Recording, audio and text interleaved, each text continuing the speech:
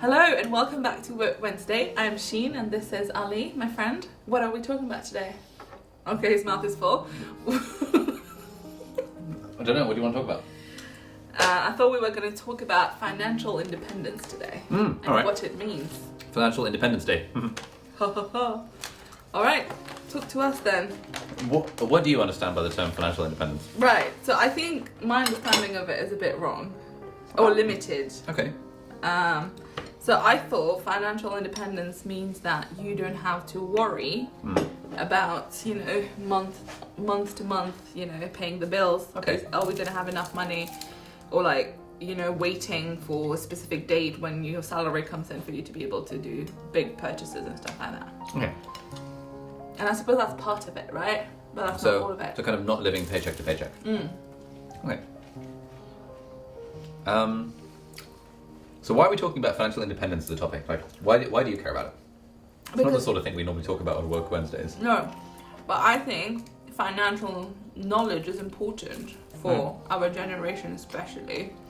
Because that's one thing I feel like we all struggle with, like especially when you start work, you sign contracts and stuff, you know nothing about taxes and insurance and all of that because you're not taught that until you actually have to deal with it.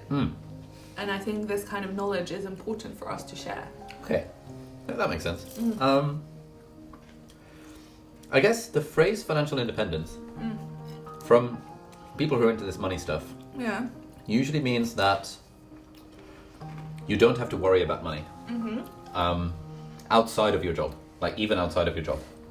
Okay, so what does that mean? In that sort of one level of financial independence is where you move from not living paycheck to from living paycheck to paycheck to not living paycheck to paycheck.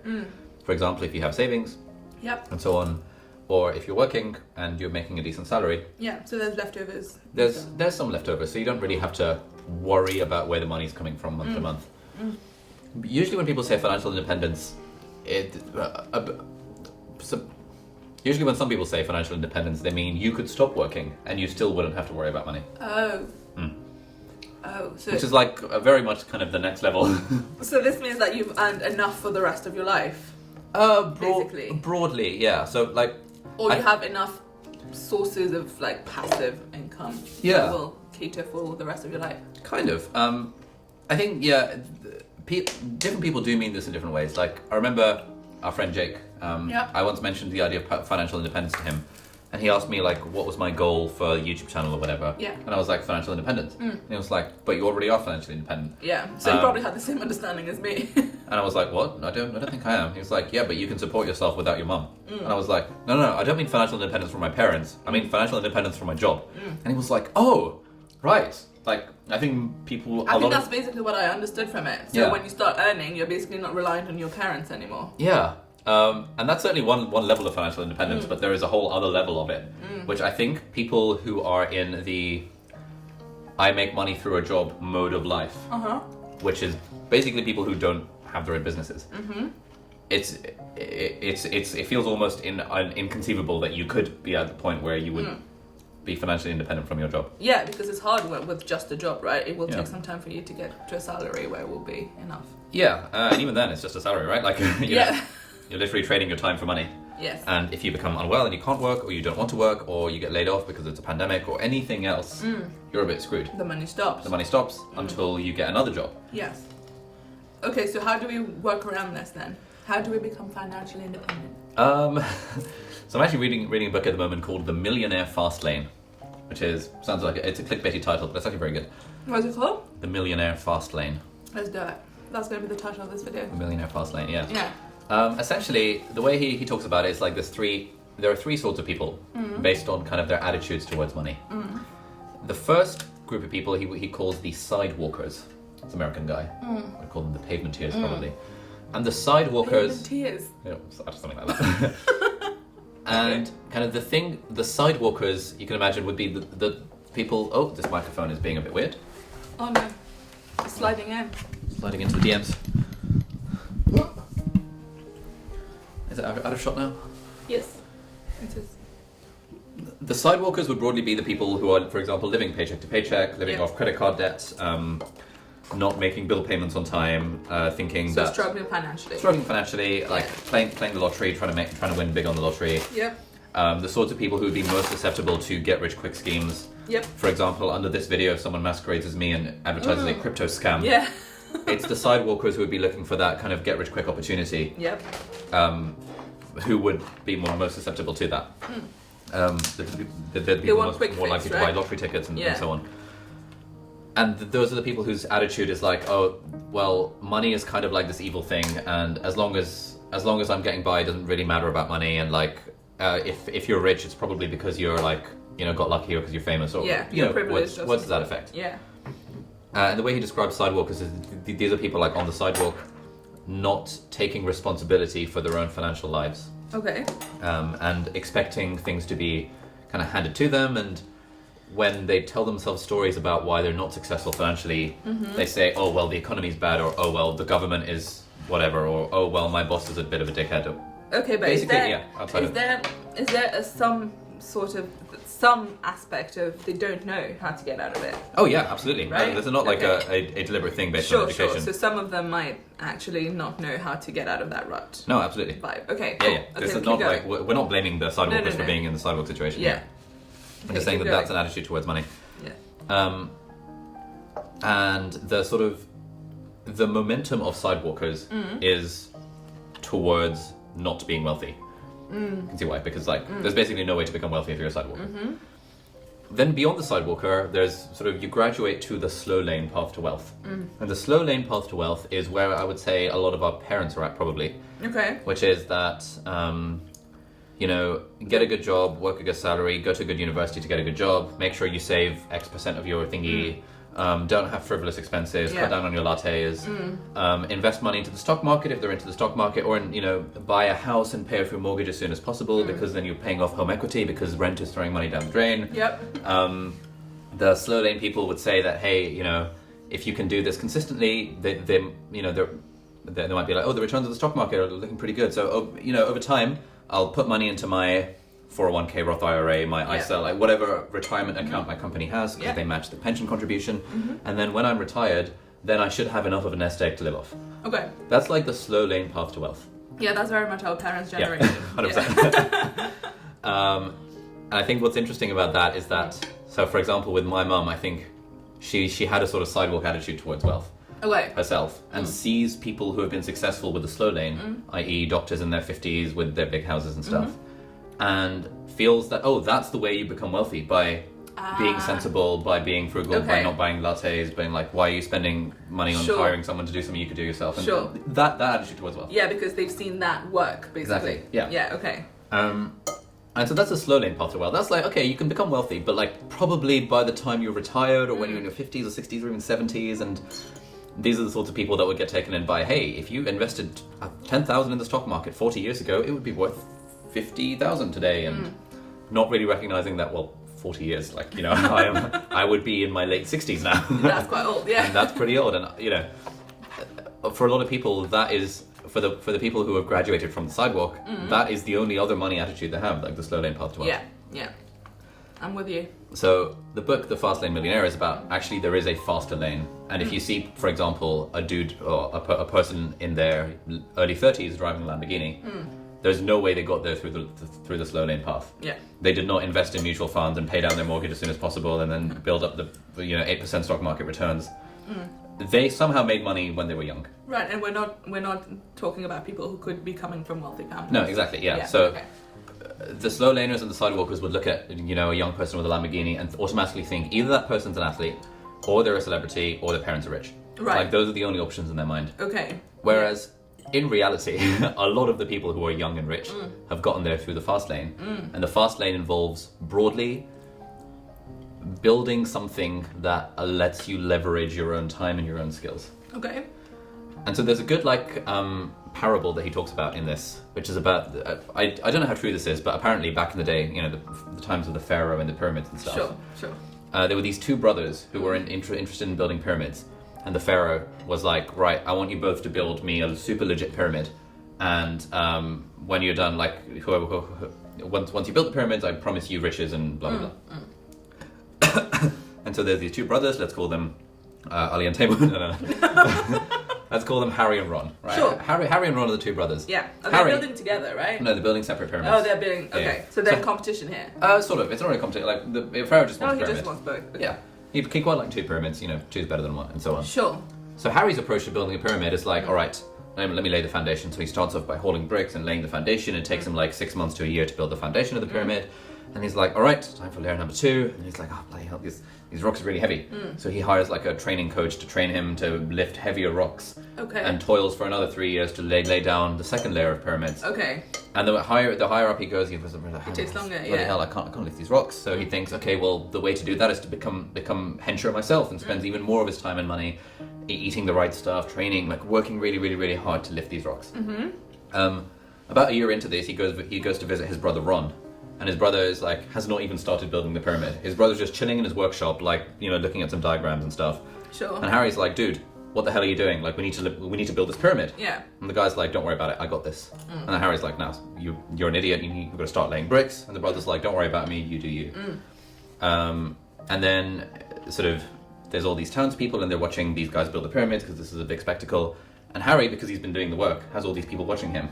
Until one day, like 5 years down the line, everyone's like, oh my god, what's going on over there? And in the adjacent plot of land, Ron has wheeled in this like machine thing that he's been building over the last 3 years.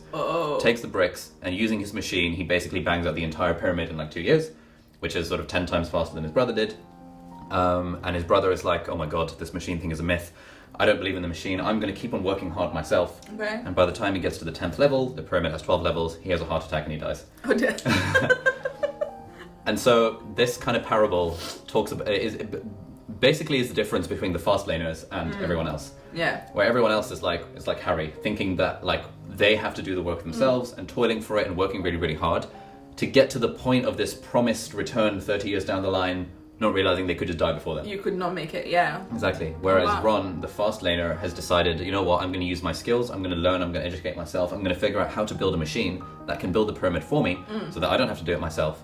And then he builds the pyramid within 3 years, becomes super wealthy, and becomes one of the most renowned scholars of Egypt because he was able to spend all his spare time learning and inventing cool stuff. Yeah, and now he can even sell the machine. Exactly. Yeah. Damn! And so that's Great really story. the thing that epitomizes the fast lane path to wealth. It's Yeah. that you build something that can create value for you in the world. Yeah. Whereas the slow lane path to wealth is, I have to do the things myself. I need to work harder, I need to get a better job, I need a better Right. degree, I need a more fancier education, whatever. So this is back to work smarter, isn't it? Not harder. Yeah, exactly. So work smarter in the extent of work smarter to build something that leverages your time and your skills. For example, writing a book is a fast lane form of wealth because you've put in the work once and you can sell it multiple times. Building an app, fast lane wealth. Because you built it once, you can sell it to whatever. Building a business that has like a decent profit, if you want, you can sell the business further down the line. That kind of liquidation event when some young person sells a business for 20 million. That's again a fast lane path to wealth, which the slow laners who are not building anything. And I think that's the crucial distinction between the two, that to become financially independent broadly, unless you are athlete, celebrity or rich parents, which we can ignore that crowd of people. Yeah. Broadly, to become financially independent through the fast lane path, i.e. quickly, you have to build something. Okay, when you say build something, Yep. let's dive a bit deeper into that, right? Because I feel like some people might find that not very relatable. Because, for example, writing a book, you need to have some sort of following or audience in order, or like be a thought leader in something for people to buy your book, right? Jacob Rowling, the thought leader? Okay, or you can have a very, very good idea, right? Sure. Okay, sure. But I feel like, okay, what are other examples that you would give for, people who are currently on the sidewalk? Yeah. If they want to bring about change, what's your process of like finding their best way to do it? Basically, the objective, so step number one is to recognize that money is an exchange of value, and the amount you're getting paid is your value to the market. If you're working as an employee in a job, you're basically being paid to exchange your time for money. Yes. But if you can build something, i.e. a website, an app, a media thing, a newspaper, a magazine, a book, a business, your own agency, basically anything that you own, if you can build it in a way that provides value to people that is divorced from your own time, that is the path to fast lane financial freedom. Right. And so even that might be kind of abstract, but like if someone is thinking, I want financial independence, learning to code is a very reasonable first step. Yes. Because there's sort of three C's of passive income, like I call it. So Yeah. passive income is sort of like the holy grail of financial independence. It's when you're literally making money while you sleep. J.K. Rowling is making money while she sleeps. Like she does not need to go out and hustle to make money because her books are just done kind of now, yeah. She's sorted. Yeah. Maybe we should talk about her on Work Wednesday sometime. Yeah, we should. You keep mentioning her now, that Yeah, man. Passive income. Yeah. And the 3 C's broadly to make passive income are capital, code, and content. Okay. Capital means deploying money. If you have a lot of money, you can invest it and then you can get returns. Yeah. Right? Let's ignore that one because you need to have a lot of money to begin with. Now, code and content, or code and media, as some people would say, are the kind of 21st century modern day paths to passive income. If you write code, you as a dude in your or as a girl in your bedroom can literally, as a 13-year-old, you could build an app or a website or some kind of digital product that solves a problem for people who are willing to pay for it. Yeah. And you could literally make money selling your app being a 13-year-old in your bedroom. And there are tons of stories around the world of people who have done that. Yeah. If you wanted, you could turn it into a lifestyle business where maybe it's making you a few thousand a month and it doesn't take very much effort. Or if you want to really grow it, you can get it to a point where maybe Facebook will acquire it for a few million. Or, there's all these different options, but you do have to build something that provides value for people. And code is one way of doing that, building apps and websites. Yep. The other way of doing it is media, content. So J.K. Rowling did it through content. She wrote a book. Yeah. I did it through YouTube channel, creating content. Joe Rogan did it through his podcast. Tim Yes. Ferriss did it through his books and later his podcast. You're doing it through your podcast and your YouTube channel. The nice thing about content and code is that they work for you even when you're asleep. Yeah.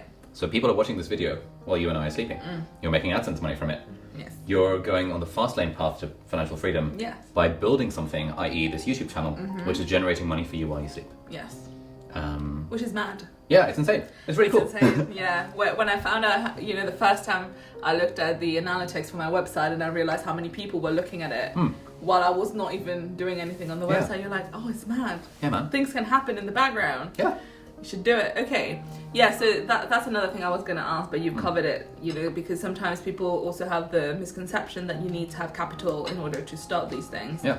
But not everything is capital, and now with the internet, with YouTube and stuff, you can always learn new skills for free and then get started, start small, and then build up, right? You don't need any money at all to get started. You Yeah. can build a website for free, start a YouTube channel for free, start a podcast for free, Yep. write a blog for free, write a book for free, Yep. publish on Amazon for free. Like, you could literally, if you wanted to, write a book, self-publish on Amazon, not pay a penny, and only when people buy the book would Amazon even print the copies and send it out to them. Really? Yeah, it's insane. Oh, wow. It's so easy then. Yeah. You literally don't need capital to publish a book. Easy is I'd say it's simple, but it's not easy. Oh, right? yes. So, that's a good way of yeah. saying it. Okay. That's what I meant.